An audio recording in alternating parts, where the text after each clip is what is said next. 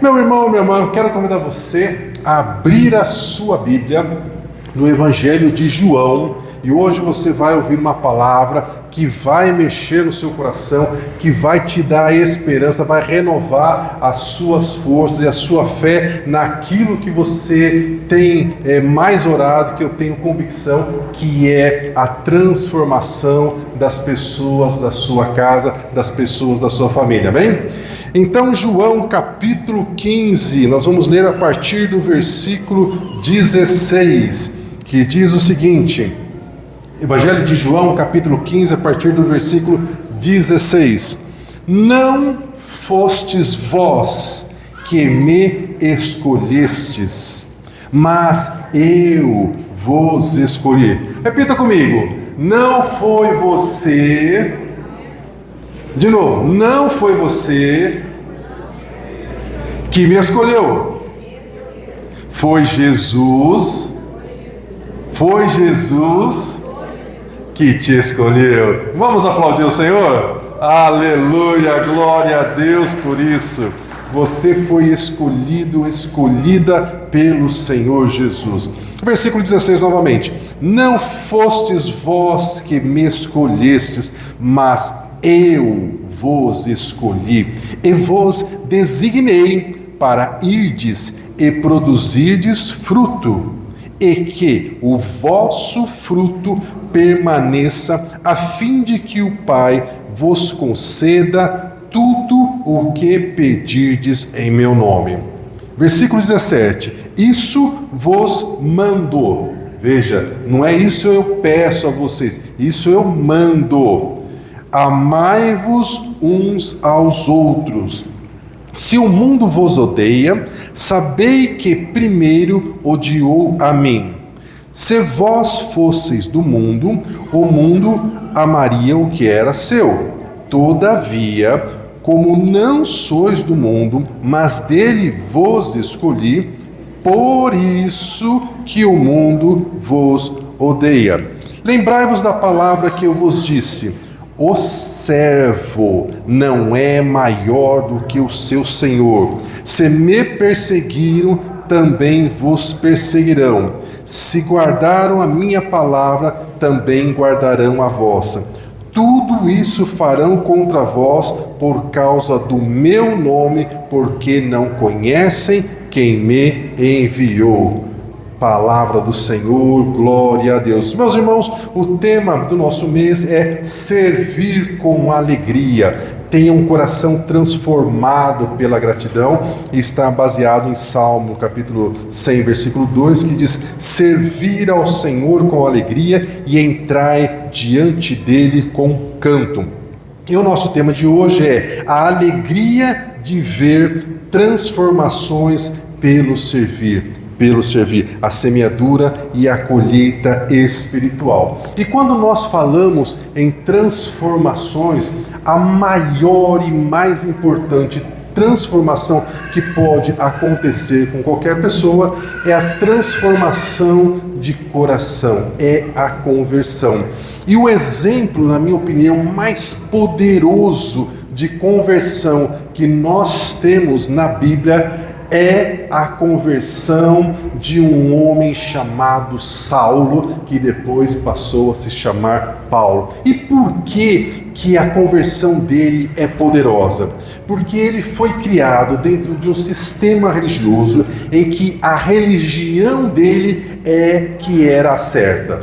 E quantos de nós já não se deparou com alguém dizendo: a minha religião é que é a certa? Todos nós já nos deparamos com isso. E a verdade, meus irmãos, é que religião não melhora ninguém, não leva ninguém para o reino de Deus. O que nos leva para o reino de Deus é o sacrifício do Senhor Jesus, é o sangue de Jesus, é a nossa conversão. E o Saulo, ele foi criado para ser a pessoa mais religiosa possível, a pessoa mais fiel possível aos conceitos, às tradições tanto escrito como oral, que eles tinham. Ele era judeu, mas ele não nasceu no reino da Judá, ele nasceu na cidade de Tarso, que fica na Turquia. Ele foi circuncidado ao 8º dia, conforme mandava as tradições. Quando ele era pequeno, ele foi enviado então para Jerusalém, para estudar em Jerusalém. E em Jerusalém, ele foi estudar aos pés de Gamaliel, que era um rabino extremamente famoso, conceituado na época. Era mais ou menos como se fosse estudar com Einstein ou com Steve Jobs, né? Colocando assim uma comparação para os nossos dias. E ele cresceu, e ele se desenvolveu, e ele tinha uma mente muito boa, ele era um jovem brilhante, e ele mesmo diz que ele excedeu em conhecimento a todos os demais jovens da idade dele. E uma coisa curiosa, que quando Jesus foi crucificado em Jerusalém, Saulo tinha por volta de 20 a 25 anos. Então, as escrituras não afirmam isso, nem o próprio Paulo diz isso, mas é muito provável que o Saulo ainda de longe tenha visto o Senhor Jesus, porque ele foi condenado pelo Sinédrio, que era uma espécie de STF religioso da época, em que se julgava as coisas mais importantes. E imagine, né, o Sinédrio foi julgar uma pessoa que se dizia o Messias, o enviado por Deus. É claro que isso teve uma repercussão enorme, gigantesca. Jesus se tornou uma pessoa muito conhecida no seu tempo, então é certo pensar que a probabilidade de Paulo ter visto Jesus pelas ruas de Jerusalém, ou na pior das hipóteses, quando foi julgado pelo Sinédrio, é muito grande. Existem inclusive alguns teólogos que acreditam que o próprio Paulo fazia parte do Sinédrio. Isso já é um pouco mais complicado de afirmar, mas no final do livro de Atos, no capítulo 26, ele diz que quando alguém estava sendo julgado para ser morto, em especial no caso de Estevão, ele diz que eu dei o meu voto a favor, né? Então algumas pessoas são levadas a acreditar que ele, inclusive, então fazia parte do Sinédrio, mas isso não é relevante. O que é relevante é que esse Saulo, ele estava tão convencido que a religião dele que era certa e que todas as demais não valiam nada, que ele começou uma perseguição àqueles que eram seguidores de Jesus. Os seguidores de Jesus ainda não eram chamados de cristãos, eles vão ser chamados de cristão um pouco depois à frente. Eles eram conhecidos como os seguidores do caminho, porque Jesus disse, né? Eu sou o caminho, a verdade e a vida. Então naquele momento eles chamavam os seguidores de Jesus dos seguidores do caminho. E o Saulo, ele então vai naquele episódio que infelizmente o nosso irmão Estevão foi morto a pedradas. Paulo estava lá, e depois Paulo começa uma série de perseguições com os nossos irmãos, e ele fala que ele forçou, ele castigou, bateu, obrigou muitos dos nossos irmãos a blasfemar, que não seguiam mais o Senhor Jesus. E ele fica então tão enraivecido com esses seguidores do caminho, desses seguidores desse falso Messias na cabeça dele, que ele consegue uma autorização para fazer uma busca num outro país, para trazer de lá outros seguidores do caminho, porque chegou a notícia que na cidade de Damasco, que ficava na Síria, Jerusalém fica, né, no reino de Judá, que em Damasco, na Síria, um outro país, então tinha um grupo lá de seguidores do caminho que estavam fazendo muito sucesso, estavam fazendo muito barulho, e ele consegue. O Saulo consegue a autorização dos principais membros do Sinédrio para fazer essa caçada internacional sobre os seguidores do caminho. Então ele vai com um grupo de pessoas, provavelmente a cavalo, evidentemente, porque era uma viagem longa, iam atravessar, né, a fronteira, ia de um país para o outro. E vejam, ele estava indo para prender os seguidores do caminho. E aí a Bíblia fala que no caminho de Damasco, uma luz apareceu, mas era uma luz tão forte, que não só ele, mas todos os companheiros deles caíram pelo chão.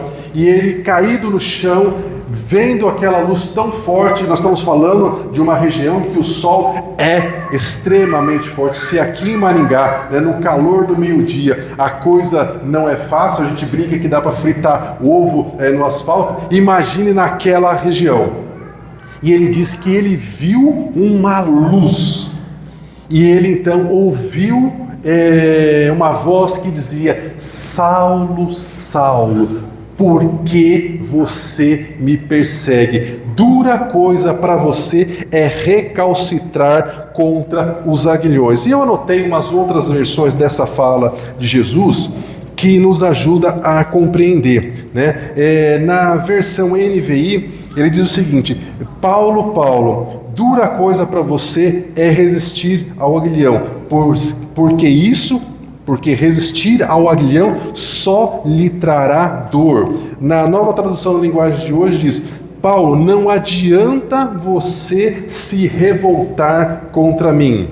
Na Nova Versão Transformadora diz o seguinte: não adianta, Paulo, você lutar contra a minha vontade. Sabe, meus irmãos, aí a gente precisa lembrar daquilo, do texto que nós lemos no começo, quando Jesus disse: não foram vocês que me escolheram, mas fui eu que escolhi vocês. O apóstolo Paulo está indo para Damasco para prender os seguidores do caminho. Nesse caminho, Jesus aparece para ele. Paulo e todos os seus demais companheiros caem. E Paulo pergunta: Senhor, quem tu és? Porque até então ele não sabe quem é que está falando com ele. Talvez Paulo tivesse pensado: eu acho que eu estou tendo a mesma experiência que teve Moisés, porque Deus apareceu para Moisés. Provavelmente ele vai dizer: eu sou o Deus de Abraão, de Moisés, de Jacó. E claro que era, sou o Deus dos seus pais. Não, Jesus, ele é prático, ele é dinâmico, ele vai naquilo que Paulo precisa. Ele diz: eu sou Jesus a quem você persegue. E por que, meus irmãos, que isso tem que trazer esperança para mim e para você?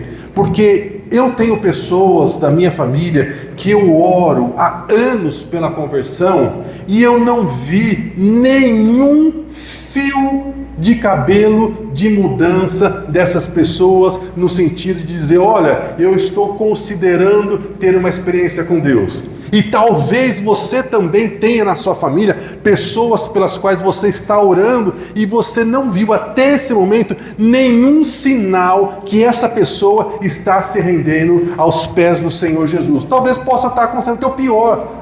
Talvez ela esteja indo de mal a pior. E Paulo é um exemplo que nos enche o coração de esperança, porque Paulo não estava indo a Damasco em busca de Jesus. Ele estava indo a Damasco para fazer algo que era contra a vontade de Jesus. Mas no caminho, o Senhor Jesus se apareceu a Saulo. E eu penso, meu irmão e minha irmã, que é no caminho em que os meus familiares, os meus amigos pelos quais eu estou orando, que é no caminho em que estão vivendo os seus familiares, as pessoas pelas quais você está orando, marido, esposa, cônjuge, filho, neto, sobrinho, o que quer que seja. Eu tenho convicção que é nesse mesmo caminho que eles estão, que o Senhor Jesus vai ao encontro deles e vai se fazer manifestar, e vai derrubá-los, e vai dar a eles uma nova experiência de vida, e nós vamos ver, nós e a nossa casa servindo ao Senhor, amém?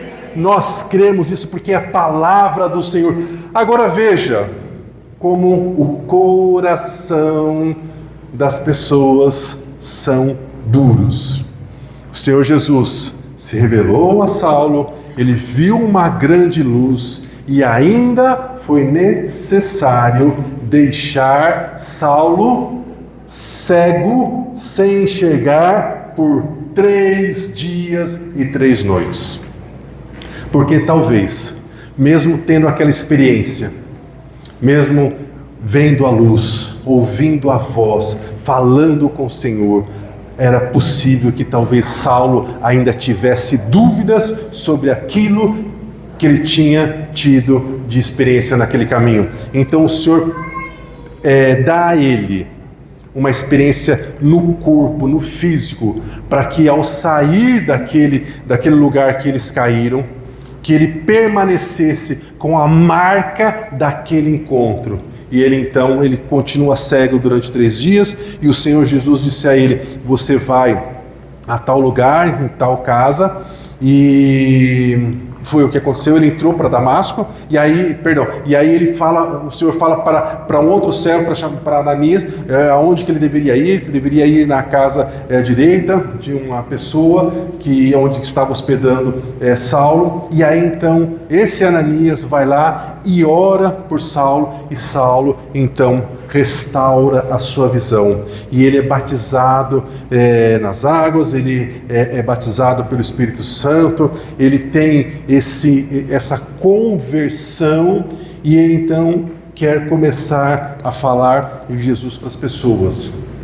Mas ele começa a falar para Jesus para as pessoas, e penso eu, a Bíblia não fala dessa maneira, mas é a conclusão que a gente chega, que Saulo ele tem uma necessidade de entender agora aquilo que aconteceu com ele, porque ele foi criado desde pequeno para servir a uma religião, para ser fiel àquela religião, para ser o representante daquela religião, e ele tem esse encontro com o Senhor Jesus, e tudo aquilo que ele havia aprendido sobre essa religião, ele chega à conclusão que ele estava errado, e ele precisa então parar para voltar a ler as Escrituras, e agora com o coração aberto para quem é o Messias, que o Messias já veio, para poder entender melhor essas Escrituras e poder então tocar a sua vida. E aí, meus irmãos, a gente começa a observar como que mesmo os grandes homens e mulheres de Deus, muitas vezes fazem as coisas sem uma direção do Senhor. E a gente vai ver isso com o apóstolo Paulo. Eu tenho convicção que Paulo, ele sai de Damasco, como diz a palavra de Deus, e ele vai para a Arábia, e ele fica na Arábia durante 3 longos anos.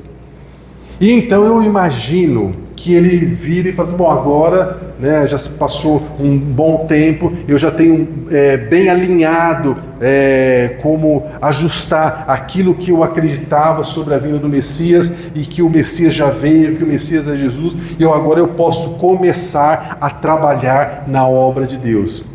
E penso eu que sem uma direção do Senhor, o apóstolo Paulo ele volta para Damasco. E por que eu penso que foi sem uma direção do Senhor? Porque quando o Senhor está no negócio, o Senhor vai abrindo as portas e as coisas vão dando certas. E quando o Senhor não está no negócio, por mais que você insista, vai dar errado. E por mais que você seja persistente, vai chegar uma hora que você vai chegar à conclusão que eu tenho que parar, porque não adianta insistir mais nesse negócio. E o Saulo, ele vai para Damasco, porque afinal de contas foi no caminho de Damasco que tudo começou. Então imagino eu que ele fala: eu vou começar por lá, vou começar a obra do Senhor por lá. E ele vai para Damasco e começa a dar tudo errado em Damasco, porque as pessoas ficam enfurecidas com ele e querem matá-lo, e ele tem que fugir de Damasco de maneira vergonhosa, tem que fugir à noite, ajudado por outros irmãos. Eles descem ele pelo cesto, porque as cidades eram cercadas por muros altos, e ele tem que descer da cidade escondido à noite, e ele foge de Damasco. E aí ele tem uma outra ideia: então eu vou para Jerusalém. Porque afinal de contas, Jerusalém é o centro do judaísmo, era lá que eu vivia, foi lá que eu me criei, foi lá que eu me formei. Eu acho então que é lá que Deus quer que eu esteja, porque afinal de contas, alguns dos apóstolos ainda estão lá. E ele vai para Jerusalém com essa... Isso não está escrito na Bíblia, mas uma leitura que eu faço, uma interpretação que eu faço. Ele vai para Jerusalém para ficar em Jerusalém para sempre. E aí ele chega em Jerusalém cheio de vontade de trabalhar, de se envolver com os apóstolos, com os irmãos e falar do Senhor Jesus. E ninguém quer se aproximar do Saulo porque eles não acreditam na conversão dele. E isso é uma coisa que muitos de nós já viveu, né? De ter uma vida antes do Senhor Jesus, uma vida bem complicada, e aí se converte, e aí ninguém acredita que aquela pessoa se converteu de verdade. E Saulo passou por essa experiência. Mas então Barnabé olha para Saulo e acredita que de fato ele se converteu, e Barnabé leva Saulo para conhecer a Pedro e também a Tiago, irmão do Senhor Jesus. E Saulo então começa a falar de Jesus lá em Jerusalém, e afinal de contas os discípulos de Jesus, eles eram todos homens muito simples. Os principais líderes, eles eram pescadores, eles não tinham um vasto conhecimento, eles não eram pessoas letradas. E Paulo era uma espécie de doutor da lei. Ele foi criado para ser o grande representante, poderia ser no futuro até sumo sacerdote. E então talvez Paulo tenha tido a tentação de pensar: eles precisam de mim, eles precisam do meu conhecimento, então eu vou para Jerusalém e vou começar a ajudá-los, e aí sim, né, o caminho, como era conhecido então, né, a doutrina de Jesus vai ser expandida por toda parte. E aí então o próprio Saulo, ele conta no livro de Atos que ele estava em Jerusalém, ele foi para o templo e ele começou a orar, e ele teve uma visão, e nessa visão ele vê o Senhor Jesus, e o Senhor Jesus diz para ele: Saulo, vá embora depressa de Jerusalém, porque as pessoas não vão ouvir o que você tem a falar sobre mim. Né? E o Saulo começa a argumentar com o Senhor: não, Senhor, mas eles viram quem eu era, o que eu fazia, e agora eu estou pregando sobre o Senhor, eu vou ficar, vai dar certo. Né? E o Senhor então o convence que ele tem que sair de Jerusalém, ele tem que ir embora de Jerusalém. E os irmãos então se reúnem, enviam o Saulo para a cidade de Cesareia, e da cidade de Cesareia ele é enviado para a cidade de Tarsos, onde ele nasceu. E o resumo dessa situação é que desde a sua conversão até o período que ele ficou em Tarso, ele ficou por volta de 12 a 14 anos, não se sabe bem ao certo, mas desde a sua conversão ele ficou entre 12 a 14 anos sem fazer nada na obra de Deus. E talvez, meus irmãos, se pergunte, né, mas por que disso? E tem uma explicação. Agora, quando eu falei também que o Senhor que nos escolheu, e que foi o Senhor que foi ao encontro do apóstolo Paulo, é importante a gente lembrar de algumas coisas que às vezes passam despercebidos na nossa leitura bíblica. E eu quero chamar a atenção de vocês sobre Romanos capítulo 16, versículo 7, em que o apóstolo Paulo ele fala o seguinte: saúdem Andrônico e Júnias, meus parentes. Ou seja, Paulo tinha alguns parentes que eram convertidos antes dele, né? Ele fala, né?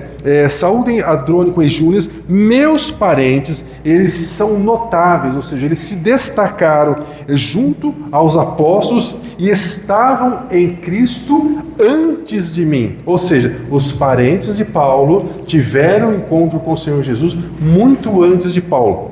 Em Atos capítulo 23, versículo 16, muito provavelmente esse casal, eles tinham um filho, que era então sobrinho de Paulo, e esse sobrinho de Paulo está registrado em Atos capítulo 23, versículo 16, que ele soube de um plano que fizeram para matar Paulo, e ele foi avisá-lo, e então ele não foi morto sobre isso. Então, muito provavelmente, meus irmãos, foram as orações desses parentes de Saulo que moveram o coração de Deus para que ele tivesse esse encontro, essa transformação que mudou a vida dele para sempre. Então, eu estou citando isso porque nós estamos na posição desses parentes de Paulo, que nós conhecemos o Senhor Jesus antes das demais pessoas da nossa família, e nós precisamos intensificar as nossas orações em favor deles, até que o milagre também aconteça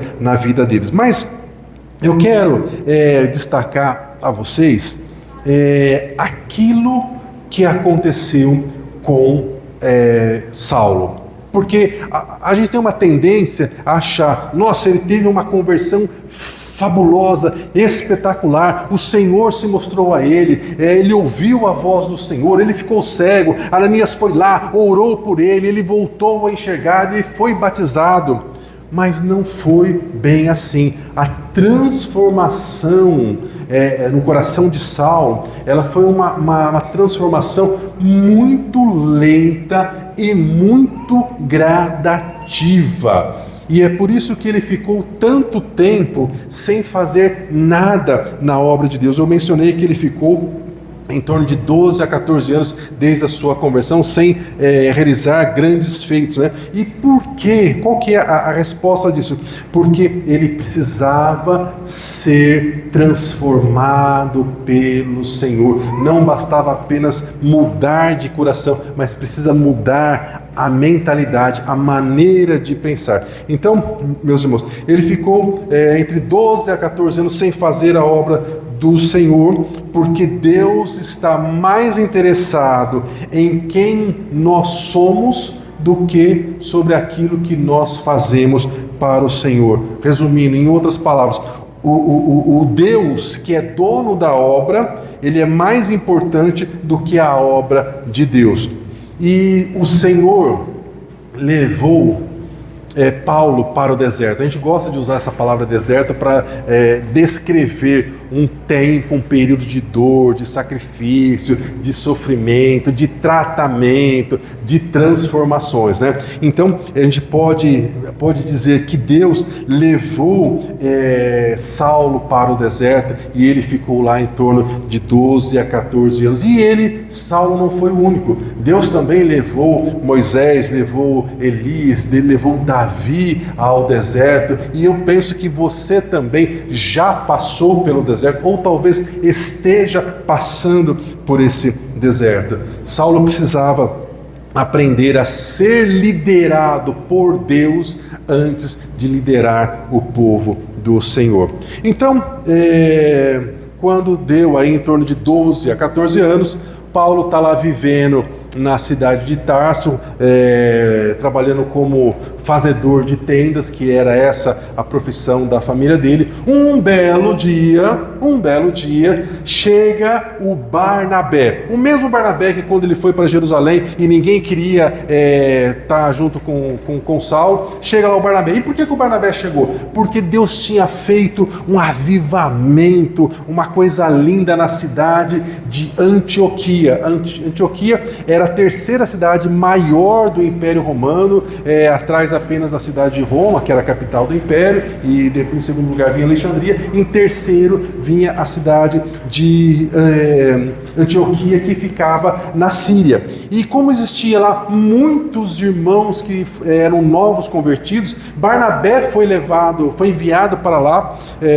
pelos irmãos de Jerusalém para ajudar a pastorear aquele grupo enorme de pessoas que estavam se convertendo. E quando Barnabé chega em Antioquia, Barnabé vê o tamanho da obra, ele também é tocado pelo Espírito Santo para ir atrás de Saulo, porque agora sim, passado 12 ou talvez 14 anos, era tempo de Saulo começar a trabalhar na obra do Senhor. Então Barnabé sai de Antioquia, vai até Tarso, na Turquia. Barnabé estava na Síria, vai para a Turquia em busca do Saulo, e Saulo vem com ele e fica trabalhando na Antioquia como ajudante, né? Ficou lá 1 ano, até que eles estavam orando, então o Espírito Santo mandou que separassem Barnabé e Paulo. A partir de agora ele começa a ser chamado por Paulo, né, para a primeira obra missionária que eles vão fazer. E eles começam essa primeira obra missionária tendo como o principal responsável Barnabé, e só depois lá na frente que Paulo se torna o grande responsável. Então, meus irmãos, Paulo, depois de tudo isso, ele fez grandes viagens missionárias, ele escreveu 13 cartas do Novo Testamento, é o escritor mais lido no mundo inteiro, ninguém conseguiu superá-lo, e ele fez uma contribuição enorme para a obra de Deus, mas não foi no modo instantâneo, não foi simplesmente aceitou Jesus, mudou de vida e da noite pro dia ele estava completamente transformado. E talvez você diga o seguinte: muito formidável realmente a experiência de Paulo, mas as transformações que eu preciso ver na minha casa, nos meus parentes, na minha família, não é para que eles virem um pregador da palavra de Deus. Eu preciso que o meu marido seja um bom marido, que ele seja um bom pai. Eu preciso que o meu filho entenda que ele precisa mudar de vida, que ele precisa ter uma experiência com o Senhor Jesus, os meus sobrinhos, os netos. E eu concordo com você. E toda vez que o Senhor se revela a alguém, aquelas áreas da pessoa que estão na escuridão, que precisam de transformação, elas são transformadas por causa da presença do Senhor. E eu quero citar para você o exemplo de Zaqueu. Zaqueu passou por uma grande transformação. Zaqueu, ele era desonesto, a gente poderia dizer que ele em linguagem popular, ele era um homem corrupto, ele cobrava aquilo que não era devido. E quando ele teve essa transformação, esse encontro com o Senhor, ele mudou. Uma outra pessoa que mudou foi Maria Madalena. Maria Madalena, ela precisava de libertação. E talvez pessoas da sua família precisam dessa libertação que somente o Senhor consegue dar. E da mesma forma que ela recebeu, o Espírito Santo quer que você saia daqui hoje com essa convicção que Ele pode conceder e vai conceder essa libertação para as pessoas pelas quais você está orando, ainda que pareça demorado, mas tudo tem um tempo determinado por Deus. Mas talvez você diga: não, mas eu tenho parentes lá que eu só preciso se converter porque preciso se converter mesmo, que eu não estou fazendo nada de errado, está tudo bem. E aí nós temos o exemplo do eunuco que estava no caminho, lendo as Escrituras e não compreendia, e o Senhor enviou Filipe até ele, e Filipe perguntou a ele: você compreende o que você lê? E ele diz: eu não compreendo, E Filipe então passou a explicar, ele tem uma revelação de quem é o Senhor, e ele também se converte. Então, meus irmãos, seja uma pessoa que somente não compreende a grandeza da palavra de Deus, do reino de Deus, ou uma pessoa que está muito envolvida com o pecado, com coisas erradas, seja qualquer que seja a situação dessa pessoa, o Senhor é capaz de resgatar, de transformar e fazer milagres na vida dessa pessoa, e é isso que nós precisamos ter no nosso coração e trazer à nossa memória e não perder de vista, porque quando Deus entra na vida de uma pessoa, as transformações acontecem, mas não acontece tudo do dia para a noite. É gradativo, depende de pessoa para pessoa. E por que demora? Demora porque cada pessoa tem uma maneira de responder ao tratamento do Senhor. Então, meus irmãos, a transformação de Paulo foi um processo gradual, que começou com um encontro poderoso com o Senhor Jesus, mas se estendeu por anos e anos. E vejam vocês, mesmo quando nós lemos as Escrituras e vemos Paulo sendo usado pelo Senhor com poder, fazendo coisas maravilhosas, ele diz que ele recebeu um espinho na carne. E talvez você também tenha recebido um espinho na carne. Talvez uma preocupação muito grande, talvez uma questão de saúde. Tantas coisas pode significar o seu espinho na carne. Mas Paulo, ele nos conta que ele orou e ele pediu ao Senhor que tirasse aquele espinho da carne dele. E qual que é a nossa surpresa ao ouvir qual foi a resposta que Deus deu para ele? Paulo, eu não vou tirar esse espinho na sua carne, porque quando você está fraco, você está forte. O meu poder se aperfeiçoa na sua fraqueza. Ou seja, apesar de todos aqueles anos de tratamento, se Deus não colocasse um espinho na carne de Paulo, era provável que ele se perdesse por algum motivo. E a gente vê mesmo, né? Ao longo da vida cristã, quem está na igreja há tantos anos, pessoas que estavam na igreja, que você fala, nossa, essa pessoa aí, meu pai do céu, que pessoa abençoada, que coisa linda.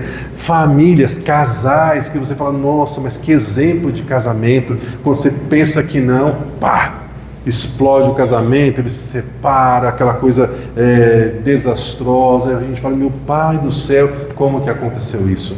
Aconteceu porque não se deixaram continuar a ser transformados pelo Senhor, e nós não podemos deixar que isso ocorra conosco. Então, meu irmão, minha irmã, se você está orando por algo que você tem como um espinho na sua carne e o Senhor não removeu esse espinho, existe a possibilidade de que a resposta que o Senhor deu para Paulo seja a mesma para você. Então saiba que esse espinho na carne não é para o seu mal, mas é para te preservar, para conservar você debaixo das asas do Senhor. Então, meus irmãos, a palavra do Senhor nos diz que aquele que começou em nós uma boa obra de transformação, esse mesmo Senhor vai nos aperfeiçoar até o dia de Cristo Jesus, até o dia dele voltar, né? Ou então até o dia que terminar os nossos dias. E nós precisamos lembrar então todo santo dia: hoje eu acordei, hoje eu vou ser trabalhado pelo Senhor, hoje eu vou ser um pouquinho mais transformado pelo Senhor. Então, meus irmãos, a Romanos capítulo 12, versículo 2 está escrito: não se conforme com este mundo, não se conforme com a sua vida, transforme-se, de que maneira? Pela renovação da sua mente, para que então, depois de transformar a sua mente, você consiga desfrutar da boa, perfeita e agradável vontade do Senhor. Então, por que para algumas pessoas as transformações demoram tanto? Porque não muda a sua mente, não muda a sua maneira de pensar. E nós não podemos nos alimentar daquilo que são os nossos valores, mas nós temos que alimentar a nossa mente com aquilo que são os valores do Senhor. Então, exemplo, se a palavra de Deus fala que você precisa perdoar, não adianta você ficar brigando porque os seus sentimentos dizem, eu não quero perdoar. Você tem que renovar isso na sua cabeça e dizer, eu não sinto que eu quero perdoar, eu não quero perdoar. Mas a palavra de Deus diz que eu tenho que perdoar, então eu vou perdoar sentindo ou não sentindo. E Deus vai te capacitar. E tantas outras coisas. Então, meus irmãos, nós precisamos mudar a nossa maneira de pensar. A nossa maneira de pensar tem que ser de acordo com a palavra de Deus. Não é de acordo com as redes sociais, não é de acordo com as pessoas que a gente admira, seja ela quem for, é de acordo com a palavra de Deus. E isso não é fácil, mas o Senhor nos capacita. E eu quero também dizer o seguinte, meus irmãos, em Marcos capítulo 4, versículo 26, o Senhor Jesus disse: o reino de Deus é como uma pessoa que lança a semente na terra. E quem lança alguma coisa na terra quer ver aquela semente nascer, brotar e produzir. E talvez você esteja dizendo o seguinte: olha, eu não estou vendo na minha casa, na minha família, pelas pessoas pelas quais eu estou orando, eu não estou vendo nenhuma semente germinar, nada está brotando. E de fato, irmãos, a gente passa por isso, e o próprio salmista, ele registrou isso, ele disse, aqueles que semeiam com lágrimas, com alegria colherão. E por que ele registrou isso? Porque ele teve essa experiência de semear com lágrimas. Mas ele diz: mas aqueles que semeiam com lágrimas, com alegria colherão. Aquele que sai chorando enquanto lança a semente, voltará com cantos de alegria. Seja perseverante, meu irmão, minha irmã, na obra que você está fazendo na sua casa, de semear a palavra de Deus para as pessoas da sua família, ainda que você não veja nenhum sinal de transformação, que você não veja a semente brotando, persevere, continue a semear. Paulo disse: eu plantei, numa situação lá que eles estavam vivendo, eu plantei, Apolo regou, mas foi Deus que deu o crescimento, e Deus vai dar o crescimento no tempo certo. Os irmãos do louvor, se quiserem voltar, eu já estou encerrando. João capítulo 15, versículo 5 diz o seguinte: Jesus dizendo: eu sou a videira, vocês são os ramos. Quem permanece em mim, em Jesus, esse dará muito fruto, mas sem mim, diz Jesus, sem mim vocês não podem fazer nada. Então não pense que é pelo seu braço forte, não pense que é pelo seu muito falar, pelo seu muito reclamar, tem gente que entra numa fase, fala, não dá certo, começa a reclamar com a pessoa: também, porque você não serve a Deus, porque você não isso, porque você aquilo. Irmãos, não é assim que funciona. Quem convence é o Espírito Santo. O seu papel é falar da palavra de Deus, é semear a palavra de Deus no coração, e Deus vai te dar sabedoria de como fazer isso em cada situação, com cada pessoa da sua família, porque com cada pessoa da sua família você precisa semear a palavra de Deus de maneira diferente. Então, sem mim nada podeis fazer. A maior alegria de um agricultor é ver a semente que ele plantou dar frutos, e bons frutos.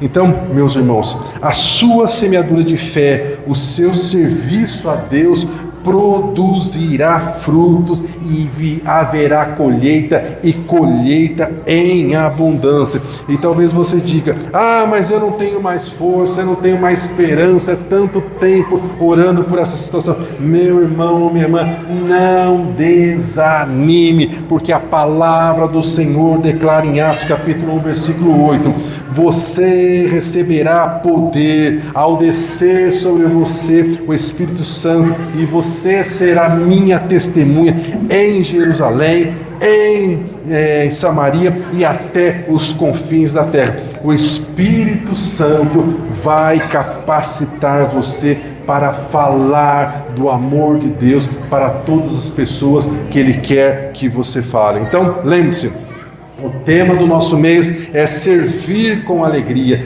Tenha um coração transformado pela gratidão.